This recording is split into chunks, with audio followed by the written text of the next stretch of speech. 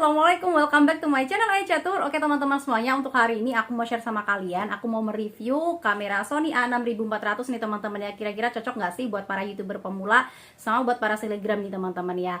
Nah sebenarnya teman-teman ya, aku nge-review kamera ini tuh nggak akan ke lebih detail banget, karena aku lihat di YouTube itu udah banyak banget bertebaran nih teman-teman ya, para kameramen yang udah profesional, yang udah pada nge-review ini secara lengkap banget dan akurat banget gitu teman-teman ya. Dan jujur nih ya, aku tuh juga baru banget make ini, jadi aku nge-reviewnya mungkin nggak akan sehebat mereka gitu kan ya. Jadi aku akan mereview secara kasat mata aja, karena sebenarnya aku ngebikin video ini tuh karena request dari banyak orang nih teman-teman ya, dari para kalian semuanya yang pengen tahu gitu kan ya, Kak review dong kamera A6400 nya seperti apa gitu. Karena kemarin tuh sempat aku bikin vlog gitu kan ya, aku kan lagi hunting kamera gitu kan ya. Nah ternyata banyak banget yang request, Kak kameranya gimana, recommended nggak sih ternyata. Terus Kak nge-YouTube itu pakai kamera apa sih sebenarnya, dan sekarang pakai kamera apa dan sebagainya gitu teman-teman ya. Makanya muncullah sebuah video ini. Jadi teman-teman tonton videonya sampai habis, no skip-skip. Kemudian buat yang belum subscribe silahkan subscribe dulu.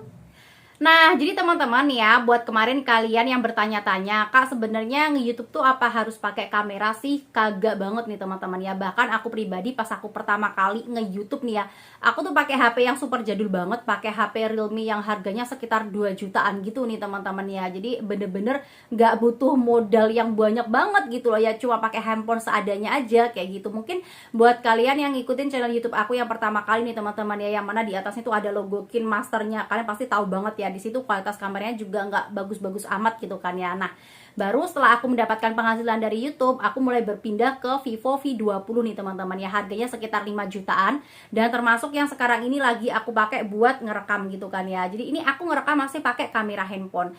Nah teman-teman, sebenarnya aku ngebeli kamera ini, kamera Sony A6400 ini nih teman-teman ya, ini tuh udah cukup lama, dari tahun 2021 sekitar akhir tahun gitu teman-teman ya. Jadi sekitar tanggal 30 Desember gitulah, mau masuk di tahun baru gitu. Jadi kotor hitung sampai sekarang itu sekitar 2 bulan. Tapi nih teman-teman ya, selama 2 bulan aku ngebeli, aku tuh belum pernah sekalipun take video pakai kamera ini. Emang udah pernah sih ya nyoba video-video pakai kamera ini, cuman kalau untuk nge-YouTube aku tuh kayak belum aja gitu pakai kamera ini. Kenapa nih ya? Bukan karena belum bisa, aku alhamdulillah udah bisa gitu kan ya. Cuma karena kayak masih PW aja gitu pakai yang sekarang gitu kan ya. Nah kebetulan nih teman-teman ya, untuk syuting nih ya, kalau misalkan pakai kamera handphone menurut aku tuh kayak lebih simple aja gitu. Jadi kayak nggak perlu mindah-mindah. Terus juga karena basicnya dari awal aku tuh kalau misalkan ngedit lebih enak pakai handphone nih teman-teman ya. Jadi aku tuh kayak males banget mindah ke laptop ataupun ke komputer. Dan untuk sekarang nih ya, untuk sekarang sih kebetulan ada sih yang edit gitu kan ya, dibantu sama kakak aku yang edit gitu kan ya. Cuman dia pun juga kayak lebih PW juga pakai handphone gitu loh. Jadi kami kayak belum berpindah ke laptop, ke komputer gitu kan ya. Nah sebenarnya kalau misalkan dari kamera ini sendiri, terus kalau misalkan dipindah ke handphone itu juga bisa banget. Tapi karena dia itu 4K nih teman-teman ya, jadi dari awal aku kan belinya kamera ini tuh kan dia 4K ya, untuk Sony A6400. Jadi dia tuh kayak lebih gede aja gitu. Sebenarnya kalau misalkan disetting ke lebih rendah gitu sih ya, nggak 4K itu juga bisa banget, cuman kan nggak sejernih 4K gitu kan ya. Dan karena yang pertama itu tadi gitu kan ya, sebenarnya juga masih fine-fine aja kok ya pakai kamera yang sekarang gitu. Oke, jadi sekarang kejawab ya, untuk menjadi seorang YouTuber pemula itu nggak perlu kalian pakai kamera, jadi pakai handphone aja udah bisa banget ya. Kalau menurut aku pribadi malah tergantung isi dari konten video kita nih teman-teman ya. Mau kameranya tuh bagus banget, seprofesional apapun itu, sejernih apapun, tapi kalau misalkan isi dari konten video kita tuh kayak kurang menarik, kurang diminati oleh penonton, itu juga pasti bakal sepi banget gitu loh. Jadi tingkatkan aja nih teman-teman ya kualitas ataupun isi konten kita daripada ke kualitas kamera. Sebenarnya untuk masalah kamera sendiri, kalau menurut aku pribadi yang penting enak dipandang mata nih ya, nggak budak-budak amat ya, enak aja gitu, jernih aja gitu, itu udah oke banget gitu sih menurut aku pribadi. Nah pasti kalian juga nanya nih teman-teman ya, terus ngapain Kak beli kamera kalau misalkan nggak kepake? Bukannya nggak kepake sih teman-teman ya, ini kepake banget gitu loh. Aku pakai buat foto-foto karena bagus banget gitu kan ya, ini kepake. Cuman kalau misalkan untuk take video, kebetulan aku masih PW banget. Mungkin next teman-teman ya, sekarang kan jadwal aku lagi lumayan padat banget gitu kan ya, jadi kayak aku tuh belum sempat ngotak-atik secara keseluruhan ini kamera gitu kan ya. Mungkin nanti kalau misalkan udah ada jadwal free banget gitu, aku mau beralih ke kamera ini. Nah oke teman-teman ya, jadi aku tuh kalau misalkan beli barang-barang apapun, nggak cuma kamera doang gitu kan ya, aku tuh selalu bener-bener ngeliat dulu reviewnya bagus enggaknya ini barang. Terus juga aku apa teman-teman ya, aku list gitu kan ya, jadi aku nggak cuma nargetin ke satu produk ini doang gitu loh, jadi aku nargetin ke beberapa produk gitu kan ya. Nah jadi teman-teman, kemarin tuh aku sempat ngumpulin gitu kan ya, buat kalian-kalian yang pengen ngebeli kamera dengan budget yang sekitaran ya kayak 15 juta, 16 juta atau mungkin 10 jutaan ke atas gitu teman-teman ya. Di sini tuh aku ada beberapa rekomendasi. Untuk yang pertama itu adalah Sony A6400 kayak yang aku punya ini. Kemudian ada Fuji nih ya teman-teman ya, Fujifilm yang X-S10 nih teman-teman ya. Itu harganya kalau misalkan sama lensanya dia tuh sekitar 15-an juta, tapi kalau untuk harga itu update teman-teman ya, jadi di beda kota beda-beda ya. Kalau di Batam dia tuh 15 jutaan gitu. Kemudian kalau misalkan pakai Canon yang EOS M6 Mark II, dia harganya sekitar 13-an juta gitu teman-teman ya. Nah untuk kamera yang aku pegang ini, untuk Sony A6400 itu harganya adalah 16 juta. 16 juta ini udah full semuanya nih teman-teman ya, udah sama lensanya, udah sama bodinya dia gitu kan ya. Jadi untuk bodinya dia ini itu harganya sekitar 12 jutaan 500 ya kalau nggak salah kemarin ya. Nah sama lensanya dia ini nih teman-teman ya, lensanya kan lensa bawaan gitu kan ya, sama lensanya sama memorinya juga dia itu udah komplit satu set paket lengkap itu 16 juta. Nah dari ketiga pilihan yang udah aku kasih tunjuk sama kalian nih teman-teman ya, tadi kan pilihan aku ada Fuji, ada Canon, ada Sony gitu kan ya. Kenapa kok pilihan aku jatuh kepada Sony sendiri? Karena ya teman-teman ya, sebenarnya kalau misalkan Fuji dia tuh katanya ada filternya ya, bener nggak sih? Coba nanti kalian tulis aja di kolom komentar ya. Kemudian nih kalau misalkan si Canon itu sebenarnya bagus banget gitu teman-teman ya, tapi ternyata katanya lebih bagusan Fuji. Aku udah nonton videonya dari beberapa kameramen yang ada di YouTube gitu kan ya, aku udah ngeliat videonya, ternyata emang bagusan itu. Cuman dari ketiganya ini ternyata lebih handalan yang Sony A6400 ini teman-teman ya. Katanya untuk kualitas kejernihannya, autofokusnya katanya sih lebih bagusan yang A6400 ini. Cuman nih teman-teman ya, kekurangannya di 6400 ini dia katanya harus banyak belajar.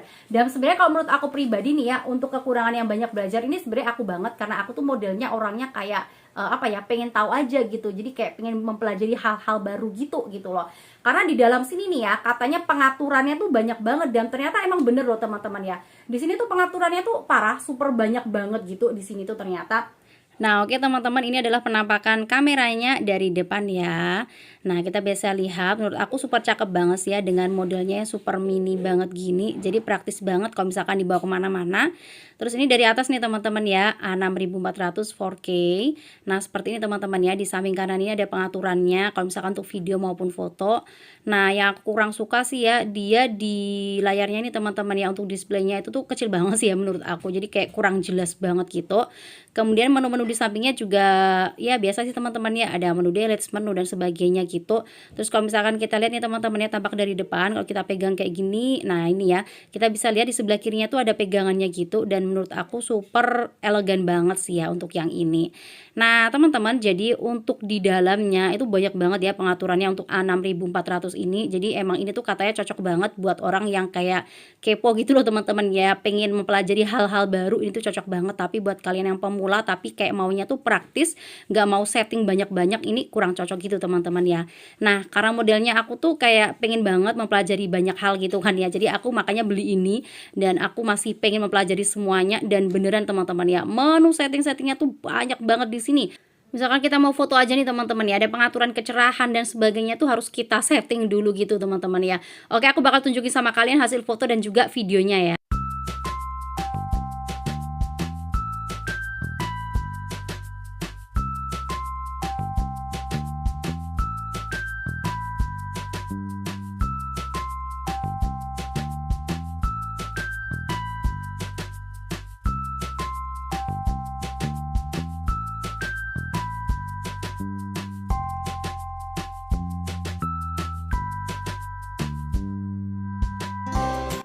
Nah ini adalah hasil rekaman video untuk kamera Sony A6400 di outdoor nih teman-teman ya, dengan cahaya yang bisa dibilang sedang sih ya. Ini cerah banget dan dia tuh nggak pecah-pecah sama sekali gitu, kita bisa lihat. Kemudian ini di dalam ruangan nih teman-teman ya, dan ini tuh cahayanya nggak terlalu terang-terang banget, jadi kayak sedang aja gitu ya. dan kita bakal cek autofocusnya. Nah, ini yang paling aku suka banget nih ya. Kita bisa lihat autofocusnya tuh kenceng banget gitu loh. Jadi cepet banget gitu tuh. Nyarinya tuh cepet banget gitu. Nah, ini yang bikin bagus banget sih ya menurut aku. Jadi kalau misalkan kita mau bener-bener autofocus ke sebuah produk, ini pasti cocok banget. Dan yang aku paling suka di sini dia tuh 4K nih teman-teman ya. Nah, yang mana nih ya? Kalau misalkan 4K dia tuh sebenarnya ada kekurangan dan juga ada kelebihannya. Kelebihannya adalah kualitas yang dihasilkan tuh super jernih banget daripada kualitas yang lain kayak gitu nih teman-teman, kan udah 4K gitu kan ya. Cuman kekurangannya dia, kalian harus banget ngedit di laptop yang speknya tuh tinggi banget gitu loh. Nah, jadi teman-teman kesimpulannya kalau misalkan kalian masih pemula banget, nggak harus pakai kamera kok ya. Pakai kamera handphone aja juga bisa banget. Tapi teman-teman ya, buat kalian para selegram kalau misalkan nih kalian pengen ngebeli kamera dengan budget sekitar 16 jutaan, menurut aku ini super recommended banget sih ya. Karena beneran super, fiturnya tuh lengkap banget gitu ya. Tapi itu tadi sih ya kekurangannya, kalian harus lebih banyak-banyak belajar lagi.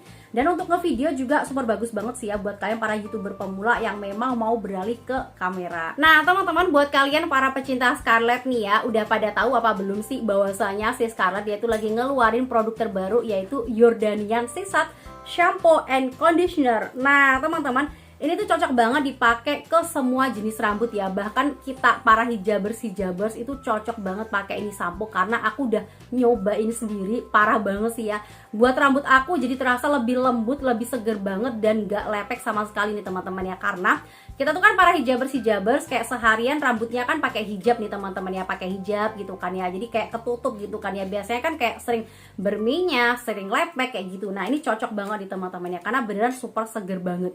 Nah, teman-teman, jadi kedua ini nih ya, shampoo sama conditioner ini aku saranin sama kalian mending kalian pakai serangkaiannya aja, karena ini teman-teman ya, ini beneran parah banget wanginya. Untuk yang Jordanian Sisat shampoo-nya dia tuh dengan wangi magnolia. Kemudian untuk yang Jordanian Sisat conditioner dia tuh dengan wangi evening promise nih teman-teman ya, atau bunga sedap malam. Jadi semuanya parah sih, super wangi banget. Nah, ini teman-teman ya, sama kayak produk-produk Scarlett pada umumnya. Untuk harganya dia itu semuanya 75 ribuan. Kemudian juga untuk semua produknya dia sudah terdaftar di Badan POM atau Badan Pengawas Obat dan Makanan. Jadi aman banget untuk kita pakai ya. Dan dia ini yang paling aku suka banget, dia tuh not tested on animals, atau dalam pengujiannya dia tuh nggak melibatkan hewan-hewani. Ini yang ngebikin aku super respect banget sama produk-produk dari Scarlett. Nah, untuk cara pemakaiannya sendiri seperti apa sih? Nah, cara pemakaiannya untuk yang shampoo-nya itu kayak kita pakai shampoo pada umumnya nih teman-teman ya. Kemudian untuk yang conditionernya sendiri kita tuh juga cukup menuang seperlunya aja. Nah, kemudian nih teman-teman ya, kita langsung usapkan aja ke rambut kita nih ya, ke batang rambut sampai dengan ke ujung rambut. Dan kalian wajib banget menghindari akar rambut ataupun kulit rambut ini teman-teman ya. Kemudian kita diamkan selama beberapa menit. Nah, setelah itu kita siram pakai air. Nah, nanti bakal kelihatan banget nih teman-teman ya hasilnya. Karena selain wangi banget nih ya, ini beneran super menyegarkan, super melembutkan.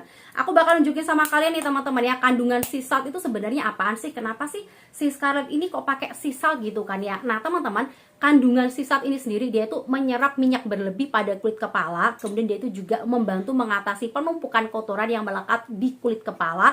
Dan dia itu juga bisa ngebantu membuka kutikal rambut, sehingga perawatan selanjutnya tuh akan menyerap dengan baik nih teman-teman ya. Kemudian manfaatnya ini sendiri nih teman-teman ya, manfaat keduanya ini dia tuh bisa mengontrol kadar minyak pada kulit kepala. Jadi cocok banget buat kita yang rambutnya suka lepek ini ya, karena seharian pakai hijab gitu kan ya. Kemudian dia juga bisa membersihkan kulit kepala, bisa menguatkan akar rambut, memberikan volume pada rambut kita, mencegah rambut rontok dan juga bercabang. Dan itu juga bisa menyehatkan folikel rambut dan juga kulit kepala, serta membuat rambut lebih berkilau banget. Dan just information aja nih teman-teman ya buat kalian semuanya, bahwasanya nggak cuma cewek-cewek yang berhijab aja yang bisa pakai ini, tapi semuanya juga bisa banget nih teman-teman ya, kalian bisa banget pakai ini.